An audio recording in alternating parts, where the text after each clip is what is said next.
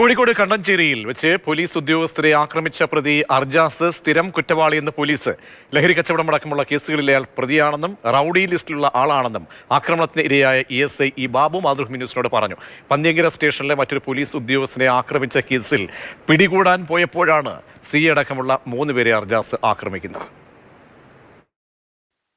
കോഴിക്കോട് കണ്ണഞ്ചേരിയിൽ ഇന്നലെ ഒരു പ്രതിയെ പിടികൂടാൻ പോകുന്നതിനിടയ്ക്ക് പന്നിയങ്കര പോലീസ് സ്റ്റേഷനിലെ ASI ബാബുവിന് പ്രതിയുടെ പക്കൽ നിന്നും കാര്യമായ രീതിയിൽ ആക്രമണമുണ്ടായി.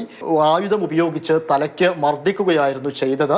അതിൽ ആ പ്രതിയായിട്ടുള്ള അർജാസിനെ ഇപ്പോൾ പന്നിയങ്കര പോലീസ് അറസ്റ്റ് ചെയ്തിട്ടുണ്ട്. അദ്ദേഹത്തിനെതിരെ വധശ്രമത്തിന് കേസും എടുത്തിട്ടുണ്ട്. ഇപ്പോൾ ASI ആയിട്ടുള്ള ബാബു മാതൃഭൂമി ന്യൂസിനൊപ്പം ചേരുകയാണ്. എന്താ ശരിക്കും ഇന്നലെ സംഭവിച്ചത്? അത് ഇന്നലെ ഒരു ഉച്ചയോടുകൂടി പ്രോസസ്സ് നടത്താൻ പോയ ഒരു പോലീസുകാരനെ നമ്മളെ സ്റ്റേഷനിലെ റൗഡി ലിസ്റ്റിൽ ഉൾപ്പെട്ട അർജാസ് നിരവധി കേസുകളിൽ പ്രതിയാണ്.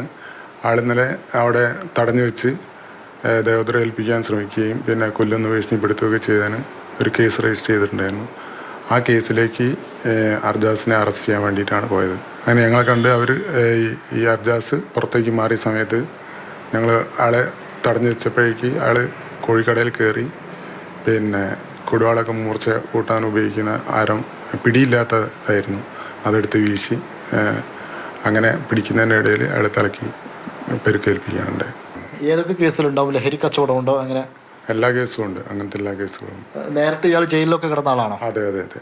സാറിനല്ലാതെ പിന്നെ മറ്റു പോലീസുകാർക്ക് എന്തെങ്കിലും പറ്റിയിട്ടുണ്ടോ? CA അദ്ദേഹത്തിന് ചെറിയ പരിക്കുണ്ട്. പിന്നെ ശരത് രാജൻ എന്ന് പറഞ്ഞ പോലീസുകാരനും പരിക്കുണ്ട്. തലയിൽ മുറിവുണ്ട്, സ്കാൻ ചെയ്തിട്ടുണ്ട്, കുഴപ്പമില്ല. പിന്നെ 3 സ്റ്റിച്ച് ഉണ്ട്, ഗുളികയും മരുന്നൊക്കെ ഉണ്ട്. പന്നിയങ്കര പോലീസ് സ്റ്റേഷനിലെ റൌഡി ലിസ്റ്റിൽ ഉള്ളയാളാണ് ഇദ്ദേഹം എന്ന് പറയുന്നു. അതോടൊപ്പം തന്നെ മറ്റു ലഹരി കേസുകളിലും ഇയാൾ നേരത്തെ പിടിയിലായിട്ടുള്ള ആളുമാണ്. അരുൺ കിഷോറിനൊപ്പം ഇംതിയാസ് കരീം, മാതൃഭൂമി ന്യൂസ്, കോഴിക്കോട്.